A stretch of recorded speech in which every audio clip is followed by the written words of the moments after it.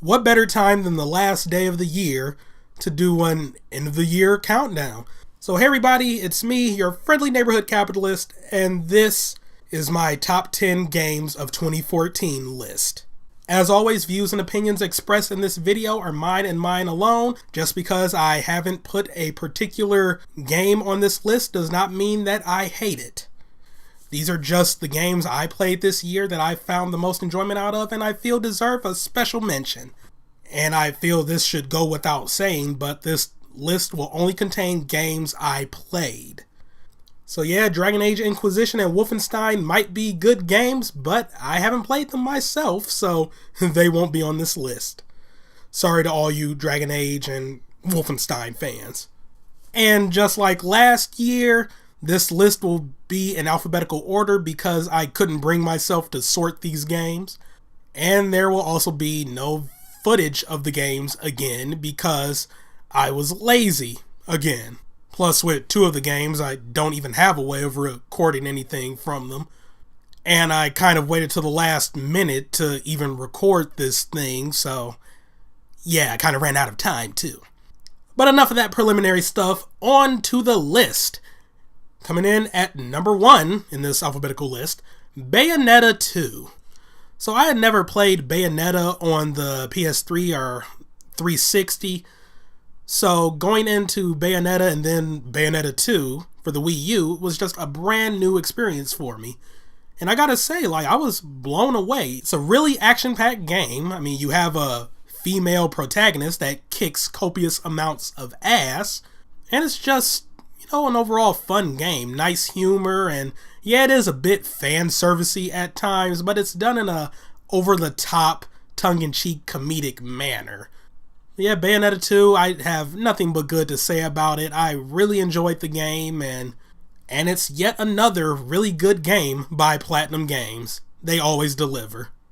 So yeah, if you're a fan of fast-paced, frantic, crazy action and bullet time, or in Bayonetta's case, witch time, then you'll enjoy Bayonetta 2. I mean, and besides, when you buy this for $60 on the Wii U, you also get Bayonetta 1. So yeah, you're getting 2 games. What's not to like about that? Up next at number 2, we have The Binding of Isaac Rebirth.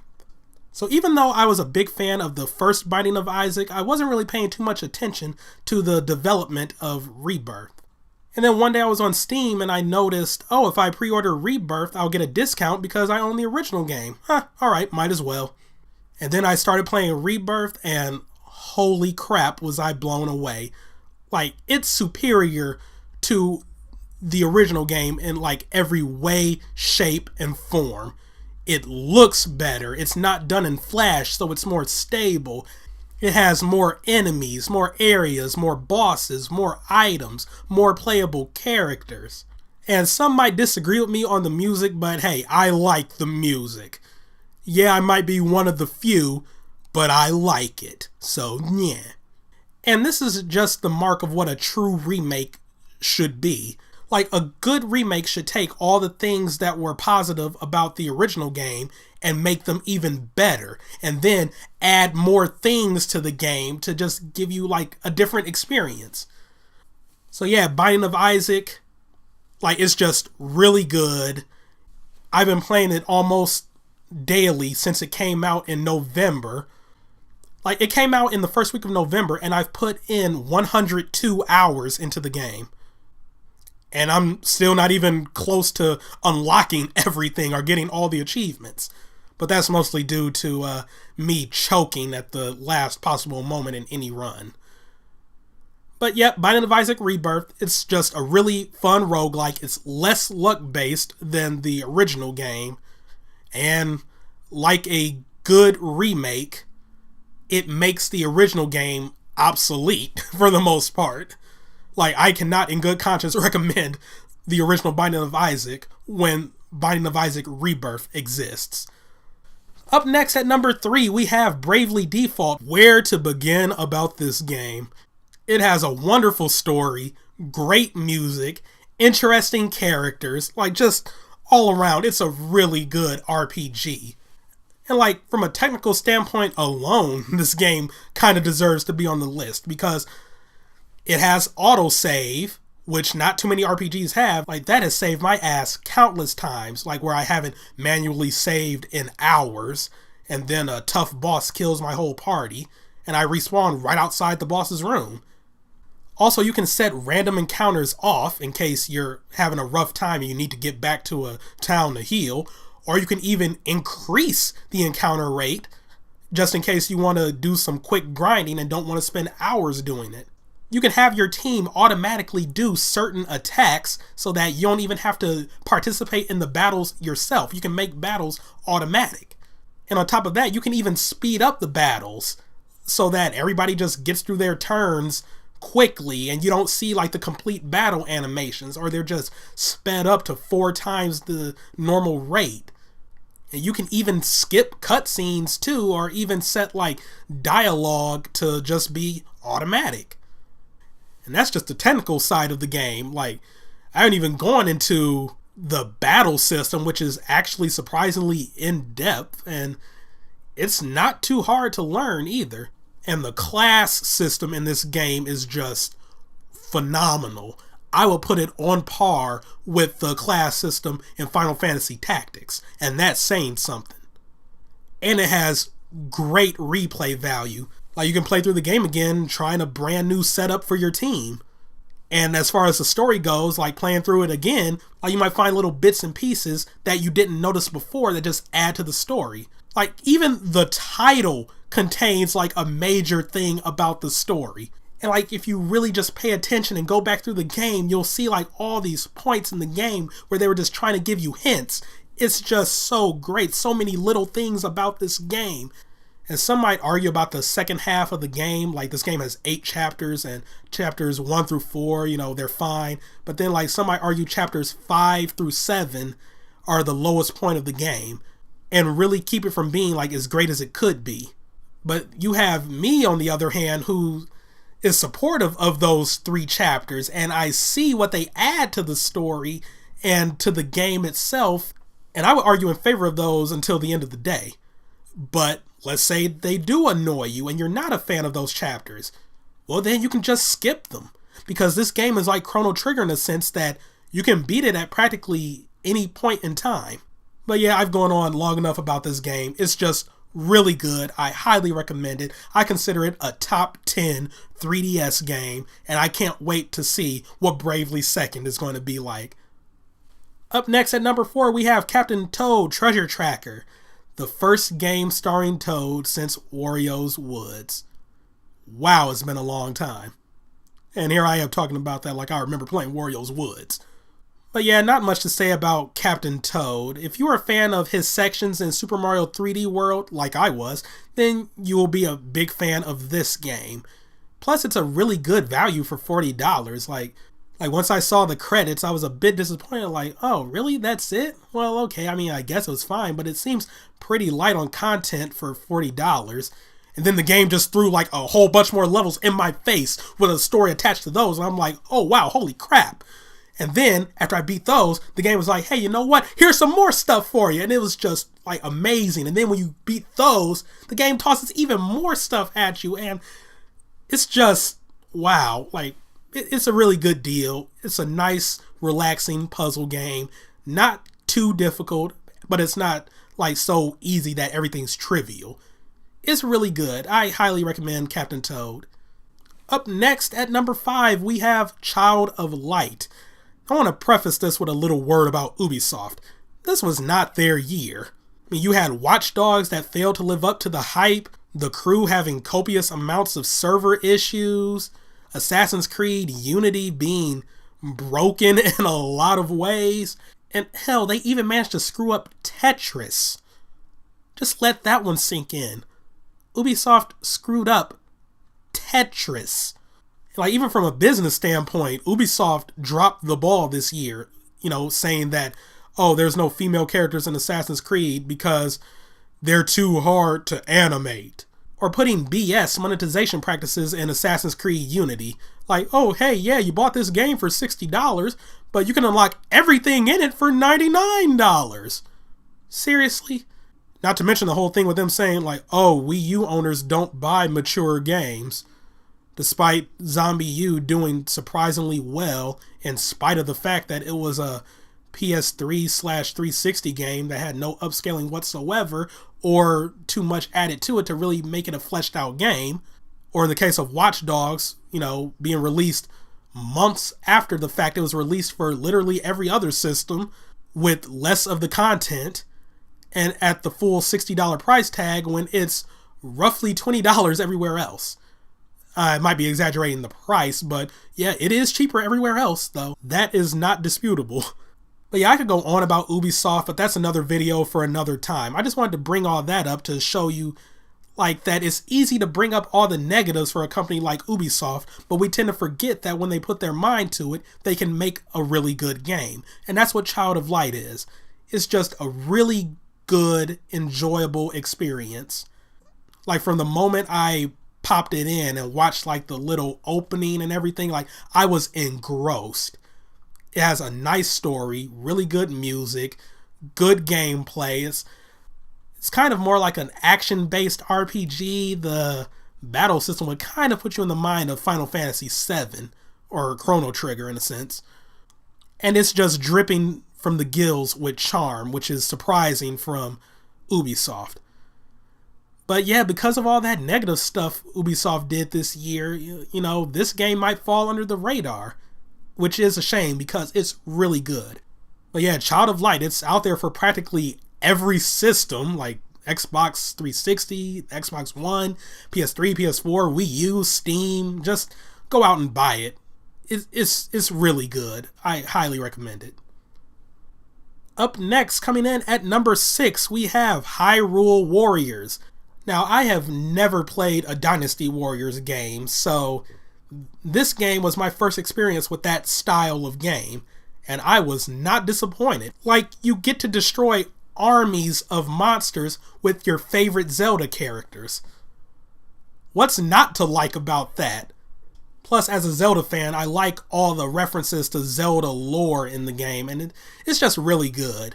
Plus, you have all those strong female characters you can play as, and even some villains that finally get their chance in the limelight. I mean, you get to play as Zant and Girahim. Zant and Girahim. Zant, the badass maniac, and Girahim, the sexiest demon lord there is. Just that alone, right there, just make this a great game. Yeah, Hyrule Warriors is really fun, and I enjoyed it. I really did.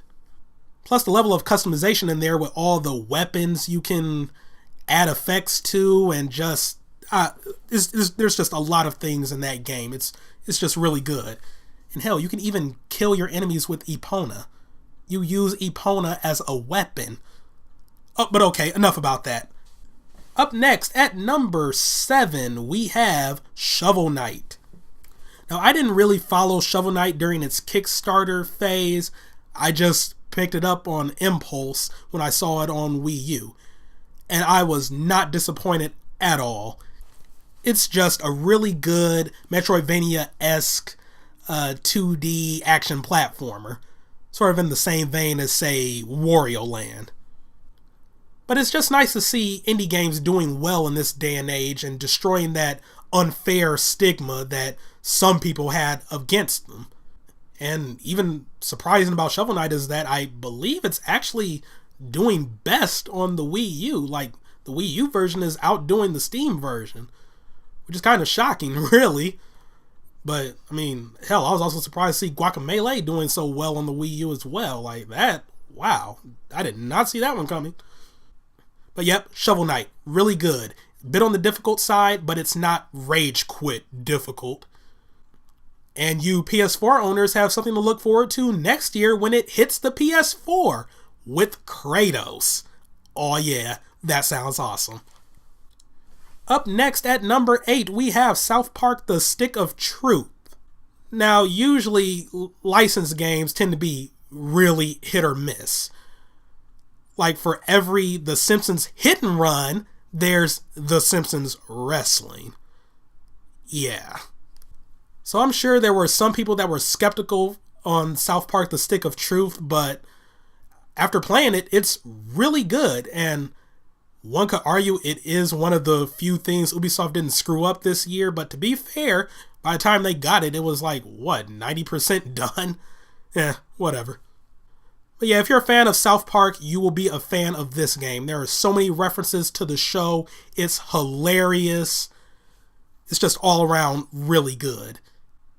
And it's surprisingly deep too. Like, this RPG has like different classes you can choose for your character, tons of side quests, characters that can join your party, collectibles.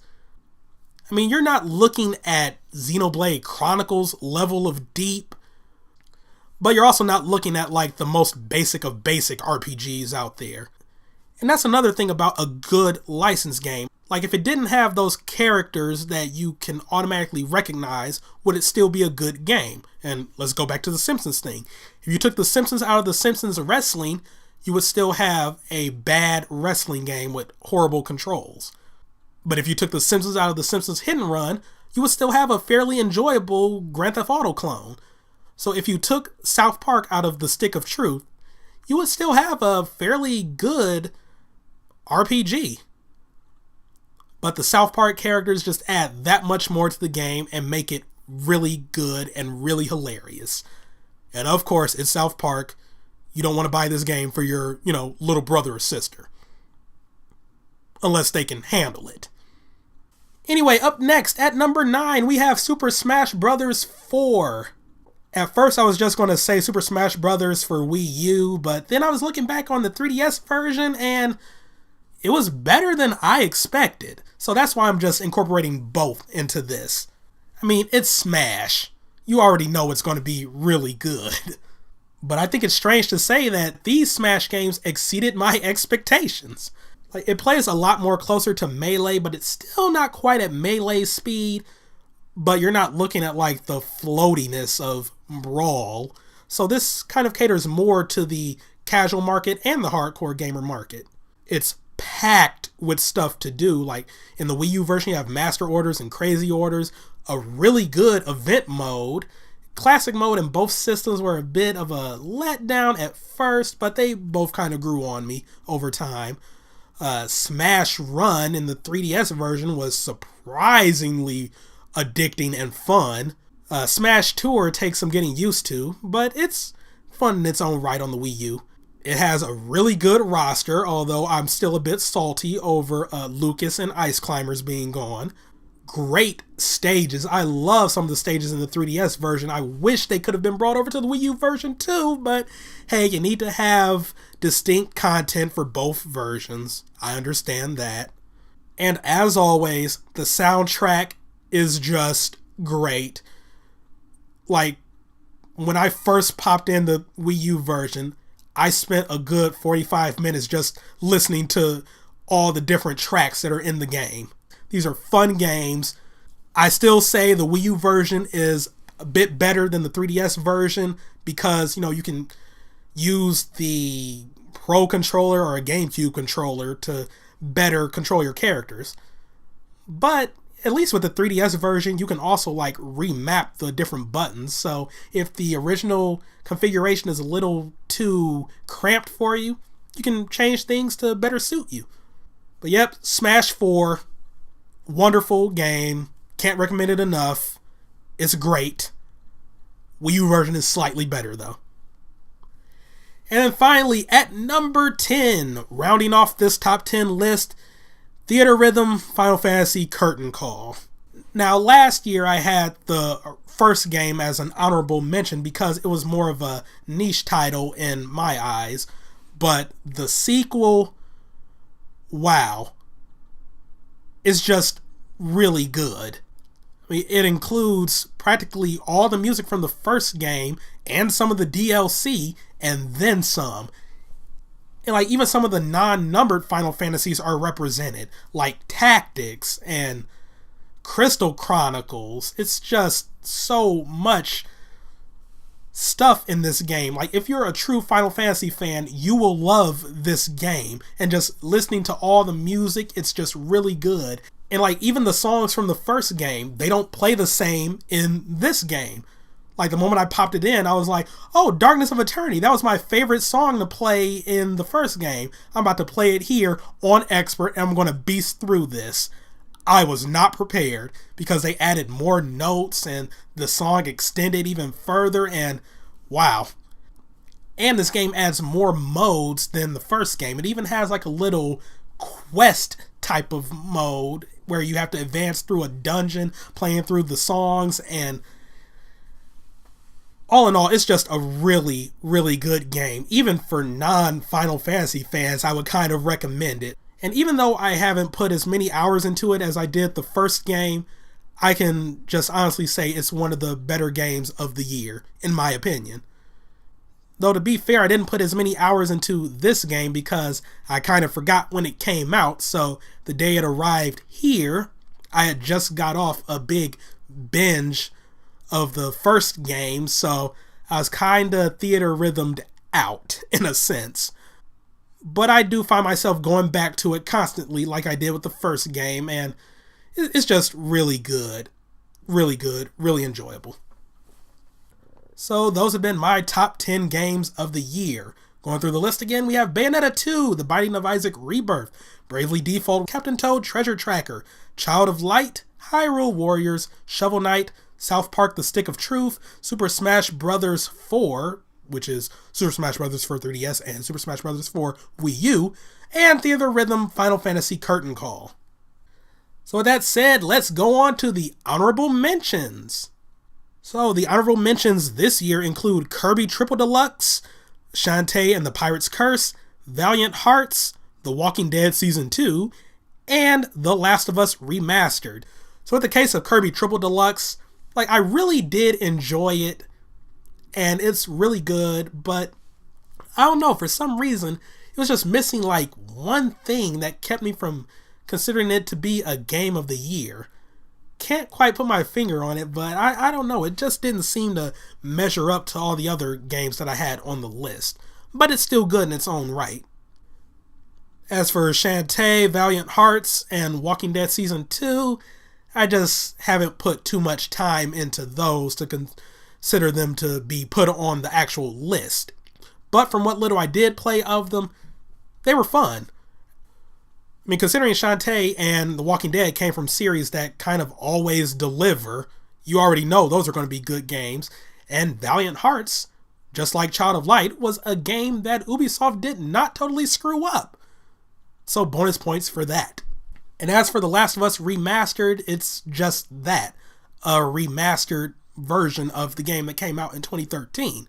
I mean, it's still a really good game, and I highly recommend it if you're one of those PS4 owners that didn't own a PS3, but it's just the same exact game that looks a bit better.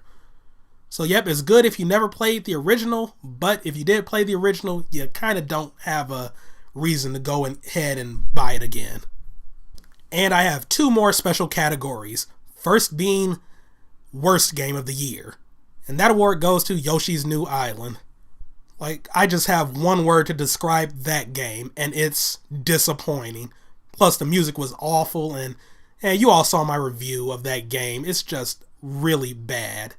And then the second category, game I played a lot this year, despite not coming out this year, and that goes to Ballpoint Universe Infinite. I really enjoyed that game. It blends 2D platforming and side-scrolling shoot-em-ups, and you would not think those two things could fit together well, but it does. And it's only $5. It's on Steam and Wii U. I highly recommend it. The art style is great too. I mean, everything's done in a ballpoint pen style, and it's just a really enjoyable game. Plus, I played the ever-loving hell out of it this year. Like, wow. Kind of want to go and play some more of it now, actually. But anyway, that's it for me. Hope you all enjoyed my list. Comment down below what were your games of the year, and hopefully 2015 can be just as good for video games. Though with some of the things announced for 2015, that's already looking to be the case. Alright, thank you all for watching, and see you all next time. Goodbye.